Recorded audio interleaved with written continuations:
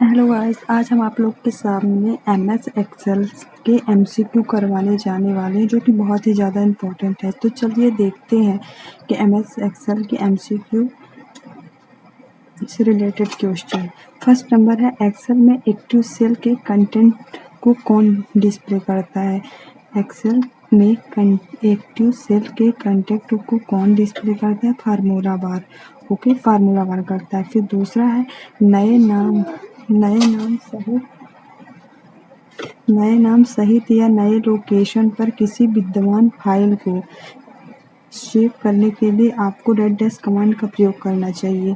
क्या किसका? Save as, replace, save as, new file, इनमें से कोई नहीं। मतलब नए नाम सहित या नए लोकेशन पर किसी विद्यमान फाइल को सेव करने के लिए आपको -" कमांड का प्रयोग करना चाहिए सेव एज को। मतलब कि अगर कोई हमारा फाइल सेव है, उसको फिर से सेव करना है नया नाम सहित, तो उसमें हम सेव एज में जाएंगे ऑप्शन में। थर्ड नंबर देखते हैं। समग्र डॉक्यूमेंट सेलेक्ट करने के लिए निम्नलिखित में से प्रयुक्त किया जा सकता है। मतलब पूरे डॉक्यूमेंट को हमको सेलेक्ट करना है। पूरे डॉक्यूमेंट को सेलेक्ट करने के लिए हम कंट्रोल+A दबाते हैं। ओके, और अगेन देखते हैं, माइक्रोसॉफ्ट ऑफिस एक्सेल डॉक्यूमेंट में से प्रत्येक सेल अपने सेल एड्रेस से रिफर किया जाता है जो -" है। सेल का रो और कॉलम लेवल क्या है? माइक्रोसॉफ्ट ऑफिस एक्सेल डॉक्यूमेंट में से प्रत्येक सेल अपने सेल एड्रेस से रिफर किया जाता है जो सेल का रो और कॉलम लेवल होता है। Okay, third number. Okay, MS Excel में चार्ट बनाने के लिए कौन सा विकल्प सही है? एमएस एक्सेल में चार्ट बनाने के लिए इंसर्ट मेनू और चार्ट्स। एमएस एक्सेल में चार्ट बनाने के लिए कौन सा विकल्प सही है? इंसर्ट मेनू और चार्ट। फिर क्या है, अगेन देखते हैं कि माइक्रोसॉफ्ट ऑफिस एक्सेल डॉक्यूमेंट में सेल एड्रेस में क्या होता है। माइक्रोसॉफ्ट ऑफिस एक्सेल डॉक्यूमेंट में सेल एड्रेस में क्या होता है? कॉलम का नाम, रो का नाम, पहले रो फिर कॉलम का नाम, पहले कॉलम फिर रो का नाम। मतलब माइक्रोसॉफ्ट ऑफिस एक्सेल डॉक्यूमेंट में सेल एड्रेस में क्या होता है? पहले कॉलम होता है, कॉलम फिर रो। कॉलम हमारा कैसे होता है? कॉलम हमारा जो होता है ये वर्टिकल होता है, रो हमारा हॉरिजेंटल होता है ऐसे। ओके, चलिए आगे और देखते हैं आगे।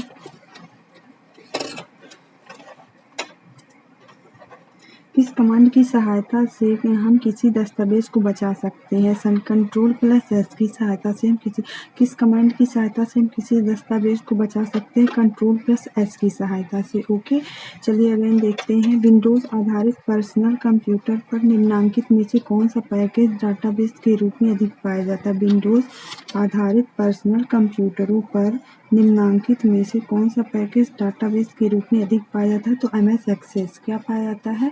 MS access.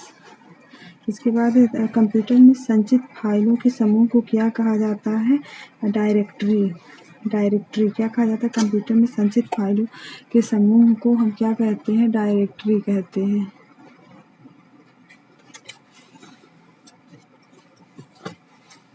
चलिए अगला देखते हैं कि किसी डाटाबेस के डाटा फाइलों की सूची को क्या कहा जाता है? Data dictionary. किसी डॉक्यूमेंट के डाटा फाइलों की सूची को क्या कहा जाता है? डाटा डिक्शनरी कहा जाता है। क्या कहा जाता है? Data dictionary. इसके बाद देखते हैं कि शब्द संसाधन में डॉक्यूमेंट के भीतर टेक्स्ट को एक स्थान से दूसरे स्थान पर ले जाने को क्या कहते हैं? कट और पेस्ट। शब्द संसाधन में डॉक्यूमेंट के भीतर टेक्स्ट को एक स्थान से दूसरे स्थान पर ले जाने को क्या कहते हैं? कट एंड पेस्ट कहते हैं। एमएस एक्सेल क्या है? विंडो पर आधारित स्प्रेडशीट पैकेज। एमएस एक्सेल क्या है? विंडोज पर आधारित स्प्रेडशीट पैकेज। स्प्रेडशीट में डाटा कैसे ऑर्गेनाइज होता है? रो एंड कॉलम्स के रूप में। स्प्रेडशीट में डाटा कैसे ऑर्गेनाइज होता है?